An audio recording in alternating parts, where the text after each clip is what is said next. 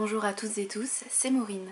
Je reviens aujourd'hui avec une vidéo qui parle de livres promis, mais avant de commencer je voulais juste remercier toutes les personnes qui sont passées sur ma dernière vidéo qui parlait de bien-être. Merci pour vos commentaires, merci pour votre enthousiasme. Je ne savais pas si ce serait une vidéo qui vous plairait, qui vous intéresserait, apparemment si, donc je suis contente de l'avoir tournée et contente qu'elle vous ait plu. J'en profite pour faire un petit aparté, il y a régulièrement des pouces rouges qui sont mis sur les vidéos, donc je peux comprendre que les vidéos ne plaisent pas, ce n'est pas un problème. Ce qui m'embête un petit peu par contre, enfin m'embête, ce qui me chagrine plutôt, c'est que grâce aux statistiques de YouTube, on peut savoir un petit peu tout, d'où vous venez, qui sont ces personnes qui mettent des likes ou des dislikes. Et en fait je me suis rendu compte que la plupart des pouces rouges, je dirais même 80-90%, sont mis par des abonnés à la chaîne. Donc je suis un petit peu sceptique, je comprends pas trop pourquoi vous abonnez à une chaîne si systématiquement vous mettez un pouce rouge aux vidéos qui sont publiées et surtout si vous mettez des pouces rouges sans expliquer ce qui ne vous plaît pas. J'imagine ces gens derrière leurs écrans, sur leur page d'abonnement à faire des rafraîchissements réguliers de la page et là paf, une vidéo de bazar de la littérature, oulala vite vite vite vite, on va mettre un pouce rouge sans même regarder. Ça me donne un petit peu cette impression là, alors je trouve ça dommage. Vous avez le droit de ne pas aimer les vidéos, pas de problème, mais dites-moi pourquoi. Est-ce que c'est un problème de contenu? Est-ce que c'est un problème de qualité d'image et de son? Pour le coup j'essaye de faire au mieux, parfois la lumière n'est pas géniale, parfois je suis dans l'ombre, on me l'a fait remarquer sur la dernière vidéo. Je suis désolée pour la vidéo sur le bien-être, j'étais sur mon canapé, donc dans l'autre sens, j'ai les vitres qui arrivent derrière, donc j'avais la lumière très très vive.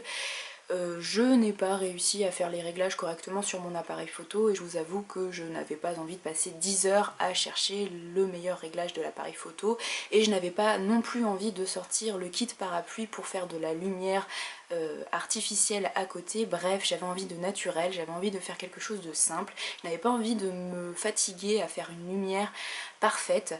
Voilà, donc j'étais un petit peu dans le noir. Moi personnellement, quand je n'aime pas une vidéo, je ferme tout simplement la page et je ne m'abonne surtout pas à la chaîne. Je crois que j'ai dû mettre une ou deux fois des pouces rouges à des vidéos, mais vraiment parce que les propos étaient racistes, dégradants, insultants, bref, parce que c'était vraiment un contenu horrible que je ne pouvais pas cautionner et dans ce cas-là je n'ai même pas pris la peine d'écrire un commentaire sur le sujet puisque de toute façon on sait qu'on va se faire insulter en retour en commentaire. Mais voilà, sinon quand je n'aime pas une vidéo, juste parce que j'aime pas comment la personne parle, juste parce que j'aime pas l'éclairage, j'aime pas le contenu, bah, je m'en vais tout simplement et je mets pas de pouce rouge. Voilà. Donc petit aparté pour dire à ces personnes qui mettent régulièrement des pouces rouges, et j'ai l'impression que c'est un peu systématique, je pense que ce sont souvent les mêmes personnes qui sont abonnées et qui vivent en France puisqu'on peut même savoir ça. J'ai juste envie de dire, si ça ne vous plaît pas, désabonnez-vous, allez sur d'autres chaînes de booktubeurs, booktubeuses, puisqu'il y en a énormément, il y en a pour tous les goûts. Peut-être que vous trouverez des contenus et des façons de filmer qui vous plairont plus. En tout cas, si ça ne vous plaît pas, je ne vous retiens pas. Et par contre, si vous êtes déçu par une vidéo de temps en temps et que vous avez envie de mettre un pouce rouge, pas de problème, mais pour m'améliorer, bah, ça serait cool de me dire ce qui ne vous plaît pas. C'est mieux pour évoluer et pour s'améliorer. Voilà, après ce gros blabla d'introduction, je vous donne enfin le thème de cette nouvelle vidéo. Comme on est arrivé à la fin du mois de janvier, il était quand même temps que je revienne sur les livres qui ont marqué mon année 2015. Donc dans une des dernières vidéos, j'étais revenue sur les 10 romans qui avaient marqué cette dernière année. Aujourd'hui, je reviens sur les titres graphiques plus un titre un peu annexe qui ont marqué mon année 2015. Donc vous verrez, il y a 6 titres graphiques, 2 albums, un manga, 3 BD et un livre en plus, en bonus, qui est un essai. En 2015, j'ai découvert quelques albums pour la jeunesse, mais c'est surtout 2 albums de la même maison d'édition qui m'ont marqué et qui ont été des coups de cœur. Il s'agit de Heure bleue de Isabelle Simler et de Fanfan de Marie Cellier et Iris Fossier, tous les deux aux éditions Courtes et Longues. En fait, j'avais reçu 3 albums de la part de cette maison d'édition. 3 albums que je vous ai présentés dans une vidéo particulière qui s'appelle Le Coin des albums. Je vous mettrai le lien en description de la vidéo. Très rapidement, Fanfan, c'est l'histoire d'un petit éléphant qui ne sait pas qu'il est un petit éléphant puisqu'il a été adopté quand il était bébé par des autruches. Donc lui, il ne sait pas qu'il est un éléphant, il ne sait même pas à quoi ça ressemble. Donc il va parcourir la savane, il va rencontrer plusieurs animaux et il va à chaque fois leur demander si ce sont des éléphants et qu'est-ce que sont les éléphants. Voilà, donc c'est un très joli album sur le thème de l'adoption, de la différence, de l'acceptation de soi, de son entourage. Le fond est très beau, très intéressant et la forme est absolument magnifique. On reste dans les mêmes teintes, le bleu, le gris, le doré. En plus le format est sympa puisque c'est pas un format classique dans ce sens là mais un format paysage, donc on lève comme ça. Il y a des jeux sur les couleurs et la police de caractère. C'est vraiment un très joli album. Et l'autre c'est Heure Bleue de Isabelle Simler, toujours aux éditions Courtes et Longues. Et là en fait on va découvrir toutes les nuances de bleu qui peuvent exister dans le monde, notamment dans la faune et la flore. Donc ce n'est pas une vraie histoire avec une vraie intrigue, mais juste une balade dans des paysages remplis d'animaux et on s'attarde sur toutes les nuances de bleu. Donc on en profite non seulement pour découvrir toutes les sortes de bleus qui peuvent exister, et il y en a un paquet, on nous les présente ici, je ne le savais pas, et en plus on va découvrir à chaque fois de nombreux animaux, pareil, certains que je ne connaissais pas, donc c'est hyper instructif pour les enfants et pour les adultes, et c'est surtout magnifique.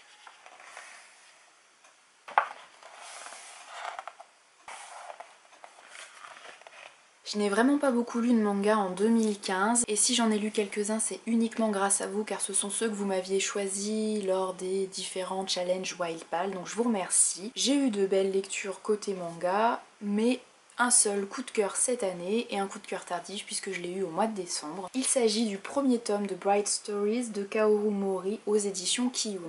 Je vous en ai parlé très récemment, il s'agit d'un manga qui revient sur les peuples qui vivaient en Asie centrale au milieu du 19e siècle si je ne dis pas de bêtises, et on va surtout suivre l'héroïne qui s'appelle Amir qui a 20 ans, qui a été mariée à un garçon qui vit dans un clan plutôt allié et en fait ce garçon a 12 ans donc il y a une énorme différence d'âge. Dans ce premier tome on a surtout la mise en place du contexte, donc on va découvrir cette Asie centrale avec les différents peuples, les us, les coutumes, et on va découvrir les personnages principaux, notamment Amir qui est assez discrète, assez réservée, mais qui pour le moment me plaît beaucoup. Et je pense que c'est une héroïne que je vais beaucoup aimer suivre sur le long cours. Pour le moment je crois qu'il y a 6 ou 7 tomes de sortie, il faut absolument que je me procure le deuxième tome. En plus du fond qui est intéressant, sont aussi et surtout les dessins qui sont magnifiques. C'est hyper détaillé comme vous pouvez le voir, que ce soit dans les décors, là ce sont des panneaux de bois sculptés puisqu'apparemment c'était une des traditions en Asie centrale,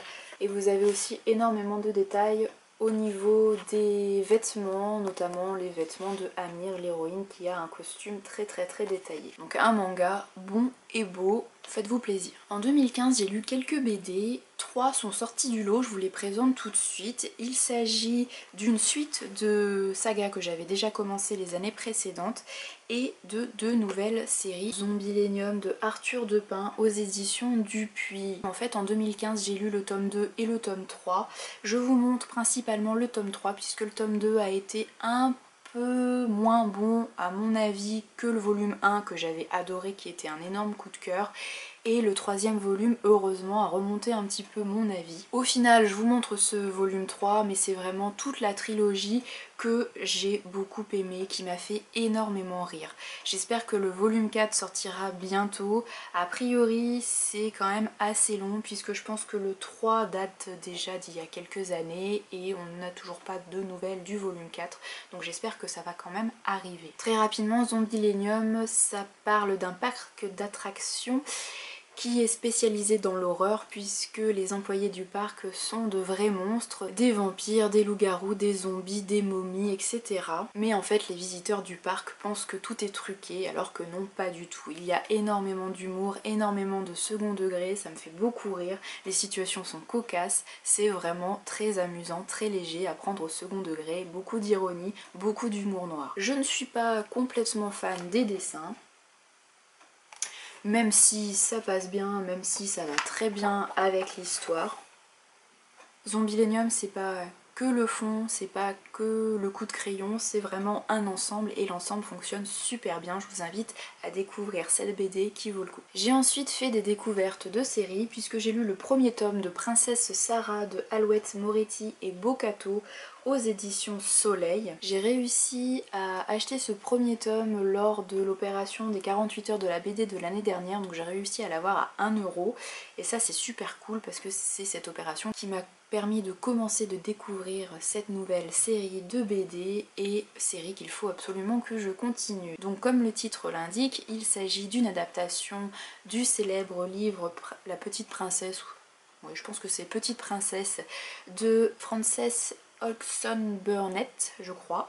Bref, une auteure qui a vécu plutôt à la fin du 19e, début du 20e siècle. C'est un livre classique pour les enfants. Vous connaissez peut-être le dessin animé qui a été adapté il y a quelques années, que je regardais moi quand j'étais petite, qui s'appelait aussi Princesse Sarah. Je doutais un petit peu de l'intérêt de cette énième adaptation. Je me demandais ce que ça allait donner vraiment, ce que pouvait apporter en plus une adaptation en BD.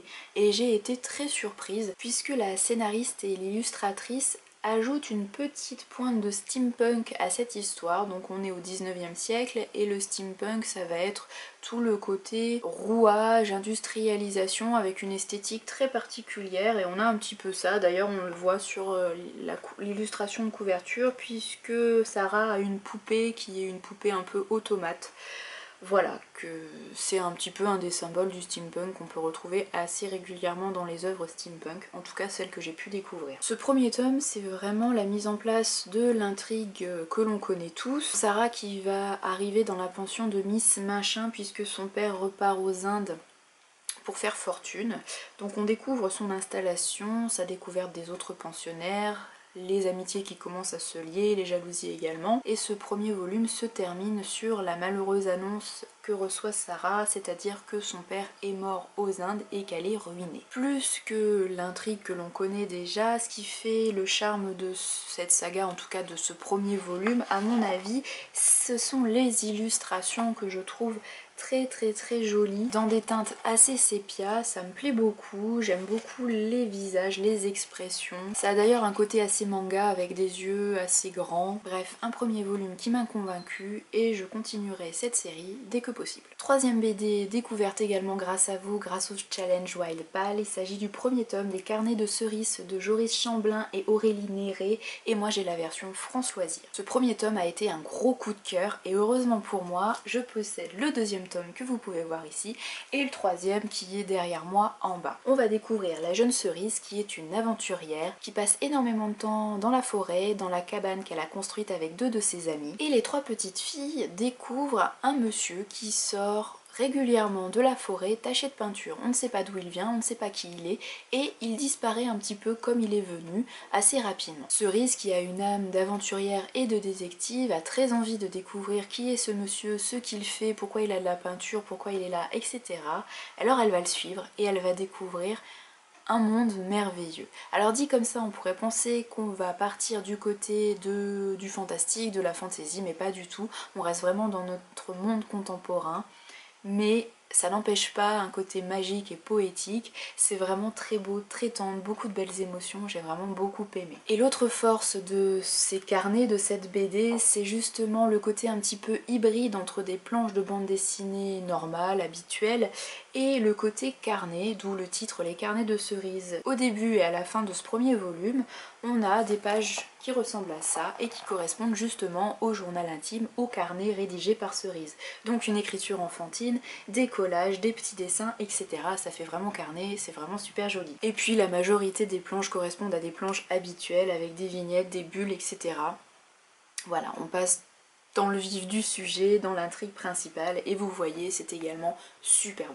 Je peux pas aller trop loin pour vous montrer d'autres planches puisque si je continue trop vous allez découvrir ce que fait le vieux monsieur, où il va avec sa peinture, donc je m'arrête là et je vous invite à aller le feuilleter en librairie si vous n'êtes pas convaincu. Franchement C'est plutôt dédié aux enfants, mais les adultes pourront largement apprécier. En tout cas, moi j'ai adoré, j'ai eu les yeux qui pétillaient. C'est vraiment très beau, très émouvant, très tendre et j'ai vraiment très hâte de lire la suite. Après ces 6 titres graphiques qui ont marqué mon année, je ne pouvais pas ne pas vous parler des Irlandais de Agnès Maillot aux éditions des ateliers Henri Dougier dans la collection Ligne de vie d'un peuple.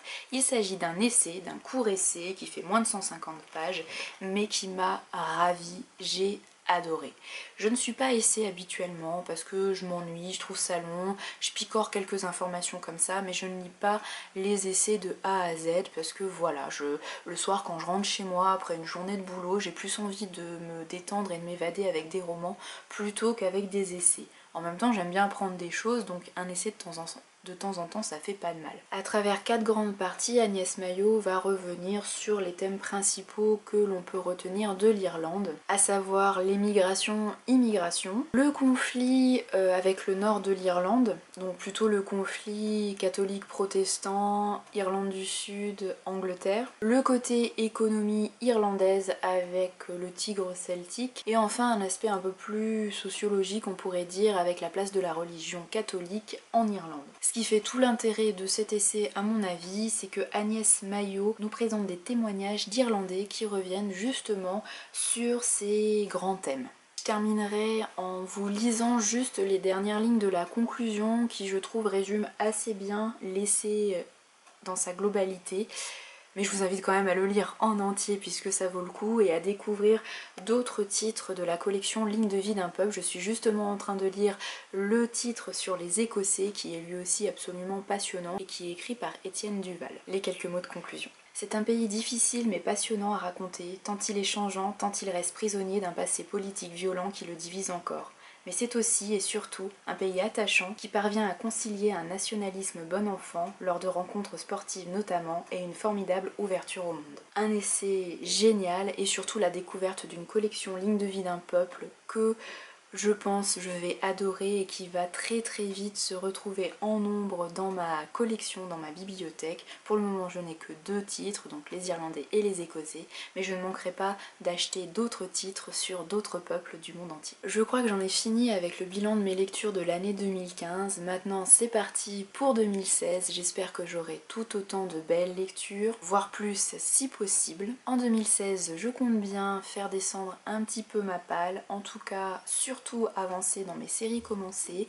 J'espère pouvoir me lancer d'autres challenges et les réussir. Je vous annonce d'ores et déjà que sur les 6 titres de mon challenge Cold Winter, j'en ai déjà lu 5. Il me reste un peu plus d'un mois pour terminer ce challenge, pour lire le 6e livre que j'avais choisi, donc je suis super contente. Je continue évidemment les challenges Wild Pal que j'adore et qui vous plaisent aussi beaucoup, donc c'est super, je continue et j'espère bien tous les réussir cette année encore. Je continuerai à me sélectionner des mini piles saisonnières en rapport un petit peu avec les saisons et avec les événements qui peuvent se dérouler tout au long de l'année.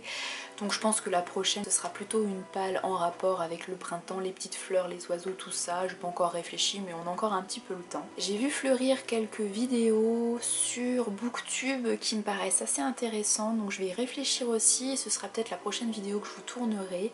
Je vais peut-être essayer de me sélectionner 5 ou 10 livres que je veux absolument lire en 2016 et je vous les présenterai en vidéo. Je vous remercie encore et toujours pour vos commentaires de plus en plus nombreux, pour vos visionnages de cette vidéo, pour vos pouces bleus, ça fait toujours plaisir, et pour vos abonnements, c'est gratuit et c'est hyper encourageant. Merci également à ceux qui partagent mes vidéos un petit peu partout, sur Facebook, sur Twitter, etc. Encore une fois, c'est hyper encourageant, hyper motivant. Et si j'ai bien pris une seule résolution en 2016, c'est de continuer les vidéos, de continuer à en faire le plus possible. Et tout ça, c'est grâce à vous, alors merci. Je vous souhaite d'excellentes lectures et je vous dis à très bientôt pour une prochaine vidéo. Salut!